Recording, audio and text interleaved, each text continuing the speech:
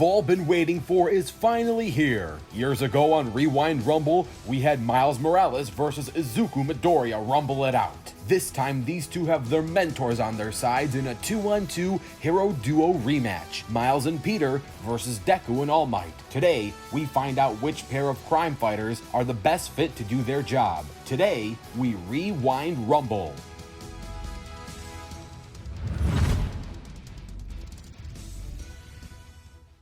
All four of these characters have been on Rewind Rumble in solo episode fashion, so to get a more detailed look into each fighter specifically, you can check out the likes of SpiderMan vs Bumblebee, Deku vs Ruby, All Might vs Mr. Incredible, and of course, Miles vs Deku. Today, we're going to talk about how these pairs became pairs in the first place, and how they work together as crime fighters. Miles and Peter share a story so large it crosses dimensions. Literally, the Marvel Universe is in fact a multiverse with many different timelines, events, and realities. Sometimes when threats become big enough, said realities have to cooperate with each other in order to protect life from across different timelines and universes. For lack of a better word, you might call this an Avengers-level threat.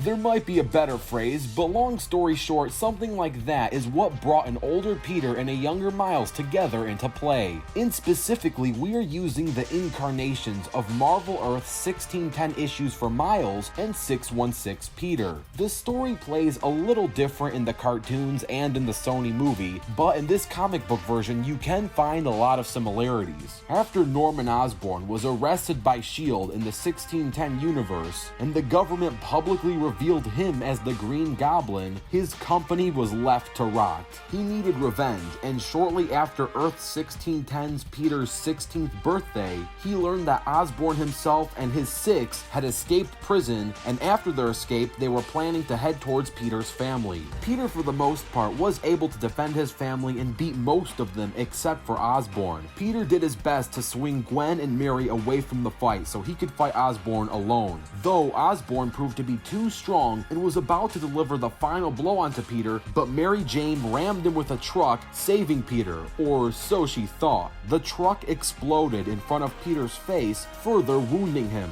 The wounds eventually turned out to be fatal and sadly killed him. The city needed a new Spider-Man to rise to the ranks, and for some reason radioactive spiders are more common than you think, even though they're technically supposed to be rare, thus giving us Miles Morales. But Miles is only half the equation. What about 616 Peter, the Spider-Man that we all know and love? Well, Miles meets 616 Peter on multiple occasions throughout the years. In the crossover storyline titled Cataclysm, they work together to beat 616 Galactus, who was threatening the entire multiverse. They also met each other during the Secret Wars. As for their powers, of course they got the usual wall-crawling spider sense, have access to web shooters, superhuman strength and athleticism, but unique to Miles is invisibility and electrokinesis. As far as teamwork goes, they do work well together, but they don't have a ton of experience with each other, at least compared to All Might and Deku. For these two webheads only meet up once in a blue moon. All Might, a man so beloved, a man so empowered in today's society, not only the world's greatest hero, but one of the best role models for young prospects. What if I told you that this same man started out as a quirkless nobody who never fit in and was never thought to be the guy he is today? Well, that is a great way to describe Toshinori Yagi, especially growing up in his early days. This of course changed when a special quirk was passed down to him, the One for All. And fast forward years later, All Might passes down this same quirk to Izuku. Izuku shares a somewhat similar origin, as he too was a quirkless kid who got picked on for not having abilities and trained very hard to work with the One for All quirk. Luckily for Izuku, each time this quirk gets passed down from generation to generation, it becomes more powerful, and while he isn't fully conditioned with it just yet, in the future he is expected to be more powerful than All Might was during his prime. All Might knows a number of techniques such as the Texas Smash, Detroit Smash, Missouri Smash, Carolina Smash, New Hampshire Smash, Oklahoma Smash, and the United States of Smash. That's a lot of smashing, though while each smash has their own fancy name, usually they operate in a similar fashion. The Texas smash is a charged up straight punch that can level half a city. The Detroit smash is a downward punch that creates enough energy to change the weather. The Missouri smash is a charged up hand chop. The Carolina smash is a double hand chop. The New Hampshire smash is a full body slam. The Oklahoma smash is a whirling attack similar to an Oklahoma tornado. And last but not least is the United States of Smash. This is when All Might uses all of his power, though it comes at a price. Toshinori once used this attack to defeat All for One, which almost completely exhausts what remains of One for All's power in his body. This isn't a move he performs every day, and it's usually saved as a last resort. Deku has abilities similar to All Might, just much more limited and on a smaller scale. His techniques include the Detroit Smash, Delaware Smash, Manchester Smash, and Full Cowling. To learn more about these in detail, go check out Deku vs. Miles Morales.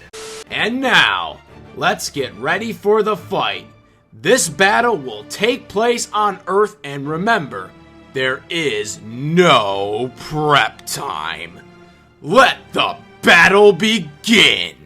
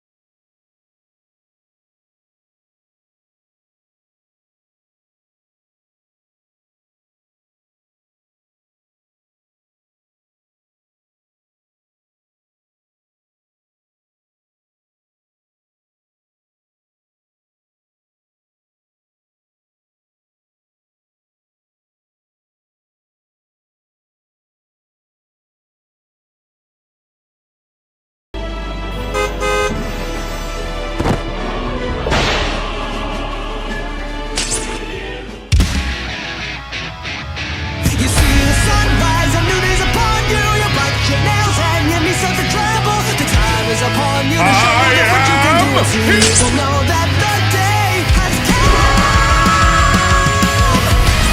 Here comes Spidey.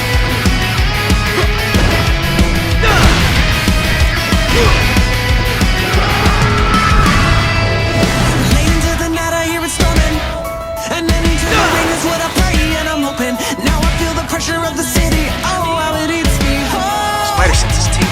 So many names and faces. Sleepless nights spent in unknown places.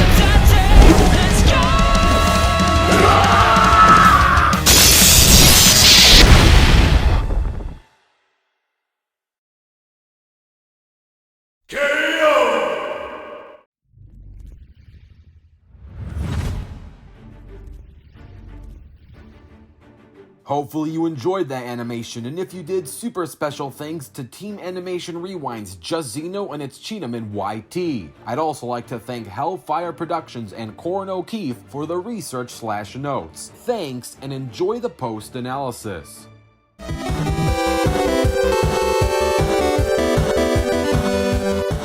Your friendly neighborhood Spider-Man webbed themselves a solid W as they beat All Might and Deku. This fight is not exactly a stomp, it's not 100% a close call either, as the webheads do win with mid to high difficulty. So let's find out why by statistically breaking this down. This stat chart should help you visualize and get a grasp at the statistical discrepancies between all four characters. Spoiler alert, but Deku and Bakugo were able to dodge lightning bolts in the new My Hero Academia Heroes Rising movie. This should put Deku's reaction speed at massively hypersonic.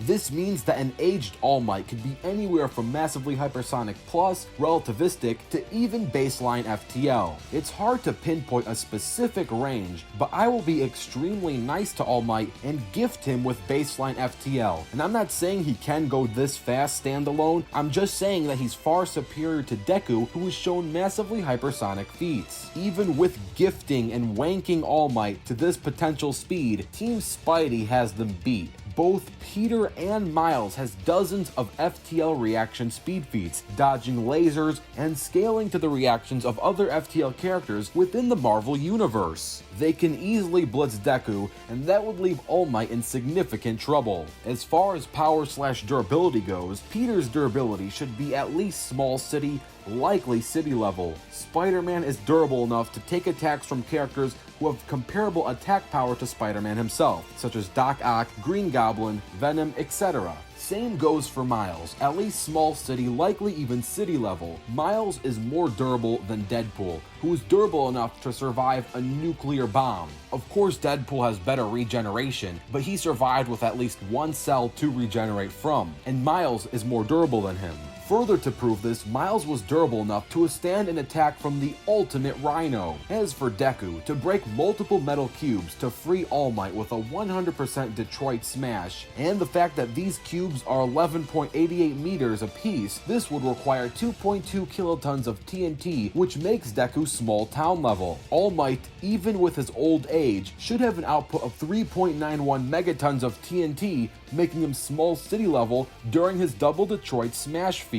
For Team My Hero Academia to have small town and small city plus is very powerful in their own right, but Miles and Peter being city level just outclasses their town level. The main edge Team MHA would have over Team Webhead would be experience and teamwork skill. Team Spidey only meets up on rare occasions, whereas All Might and Deku have much more natural chemistry on the battlefield. While this is a great perk, it won't be enough to outstat the Spider-Men, making the winner of this Rumble, Miles and Peter. Now, if you want to see an end-of-series rematch after All Might and Deku are fully developed, all you gotta do is slap a like on this video. If this video gets 5,000 likes, a rematch will be put into production once we have all stats physically possible. Don't forget to comment down your own ideas, and stay tuned as the next fighters are going to be revealed. On the next episode of Rewind Rumble.